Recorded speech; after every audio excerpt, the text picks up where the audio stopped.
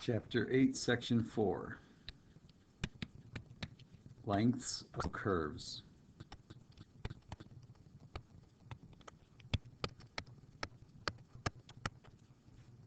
This is also referred to as arc length. This is a very easy section, and it's the last section of Chapter 8.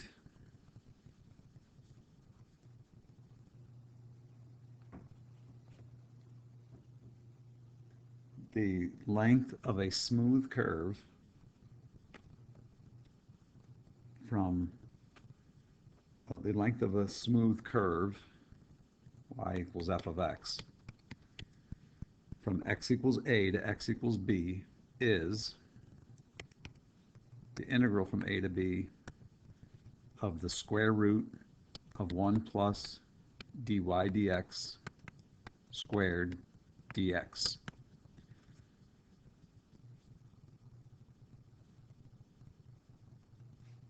And if sometimes we are given x to be some function of y, then we would just say the length of the curve, it has to be a smooth curve, is the integral from a to b of the square root of 1 plus the derivative of x with respect to y squared with a dy at the end.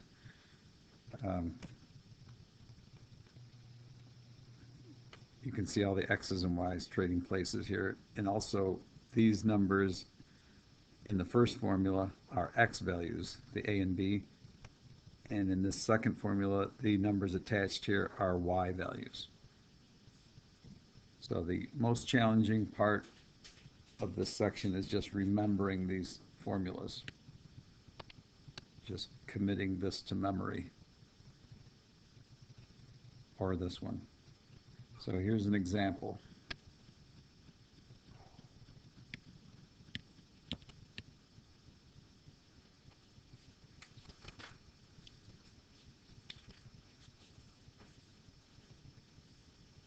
Find the length of y equals x to the 3 halves from x equals 1 to x equals 8. That's the question. Find the length of this curve from x equals 1 to x equals 8. So whatever the curve looks like, whatever,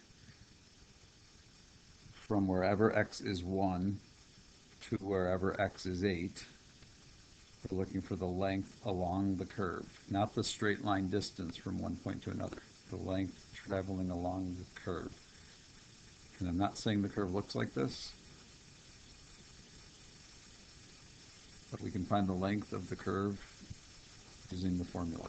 The derivative of y with respect to x is 3 halves x to the 1 half. That means dy dx squared would be 9/4 x. I just squared both sides of this equation to get that equation. The length of the curve is often denoted with an S. If you'd rather use an L, that's fine. The length of the curve is whatever symbol you want to call it. It's the integral from 1 to 8, these are numbers that are given, of the square root of 1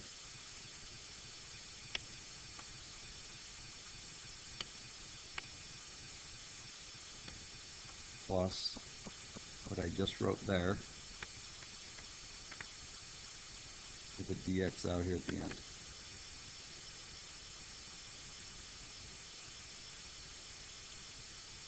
So just to see that we're just plugging stuff into this formula that's circled in red. A and B, those are 1 and 8.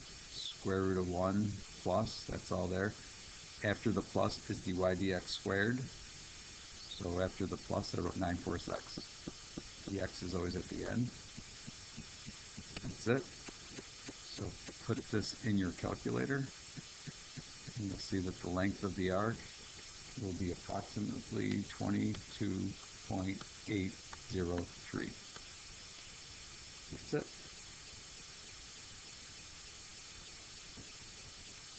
And I'll do two more quick examples.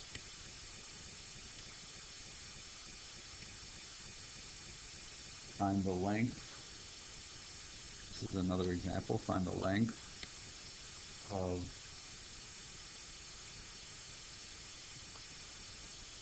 x minus 2 squared equals 4y cubed from y equals 0 to y equals 1.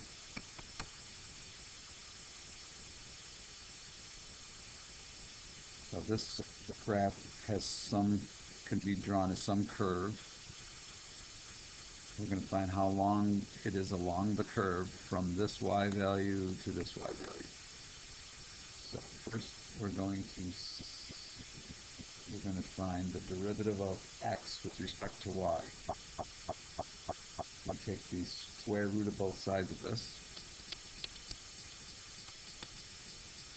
The square root of 4 is 2, and the square root of y cubed can be written as y to the 3 halves.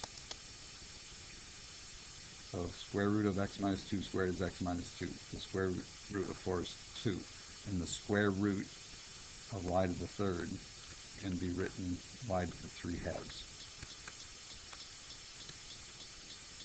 That means x is equal to 2y to the 3 halves plus 2. So the derivative of x with respect to y is 3 halves times 2, which is 6 halves, which is 3y to the 1 half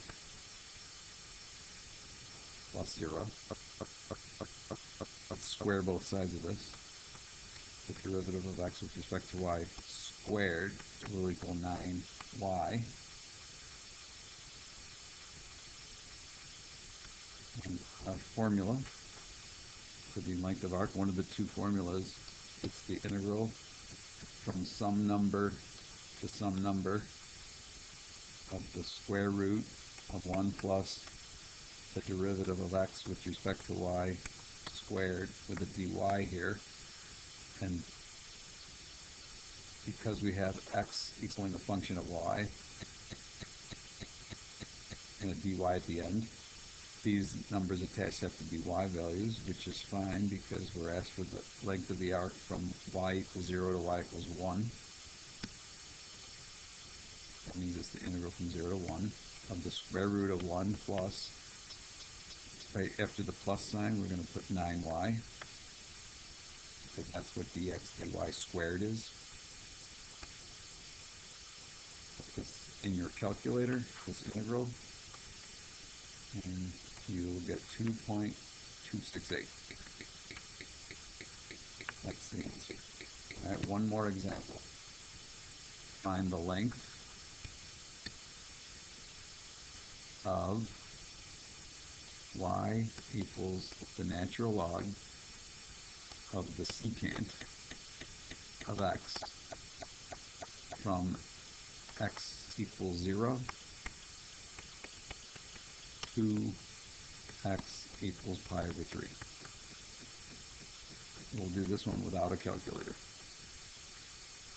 From y equals whatever, we get the derivative of y with respect to x.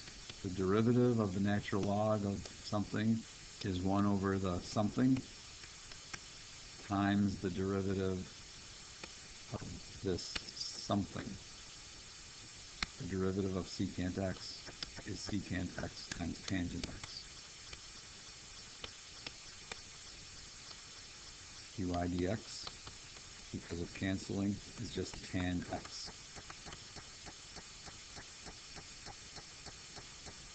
So dy dx squared would be the tan of x squared. Here's the formula for the length of an arc. It's the integral from some number to some number of the square root of 1 plus dy dx squared dx, where when we have dx at the end, these numbers have to be x's. There they are, 0 and pi over 3. The length of the curve, or the length of the arc, is the integral from 0 to pi over 3.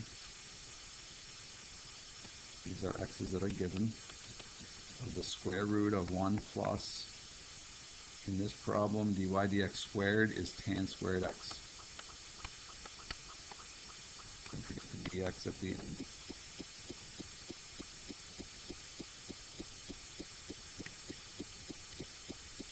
Now here's a quick trigonometry review.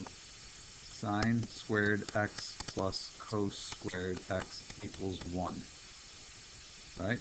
Common knowledge. Divide every term by sine squared x. If this is true, then actually I changed my mind. Divide every term by cos squared x. So if we know, if you can remember that sine squared x plus cos squared x is 1, then you can derive tan squared x plus 1 equals secant squared x. Because sine over cosine is tangent. Cosine squared over cosine squared is 1. 1 over cosine squared is secant squared. So back over here, we have the integral from 0 to pi over 3 of the square root of secant squared x dx. The square root of secant squared x is just secant x.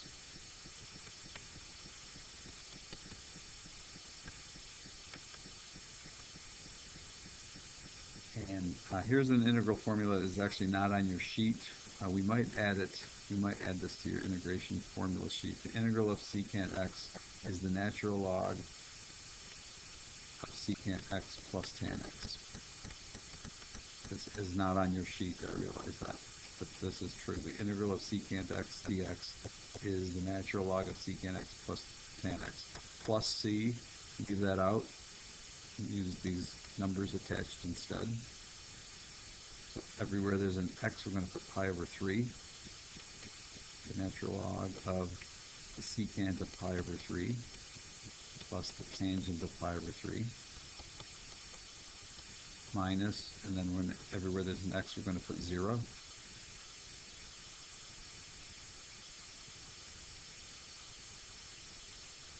That's the natural log of the secant of 0 plus the tangent of 0. Pi, think of 180 degrees divided by 3, that's 60. I think of the cosine of 60. Cosine of 60 is a half. This is the secant of 60, which is 2. This is the tangent of 60, which is the square root of 3.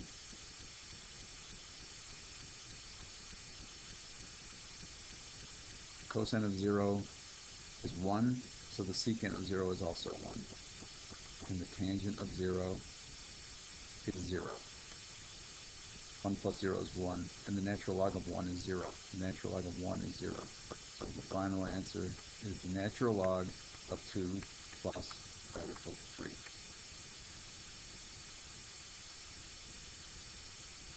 The end.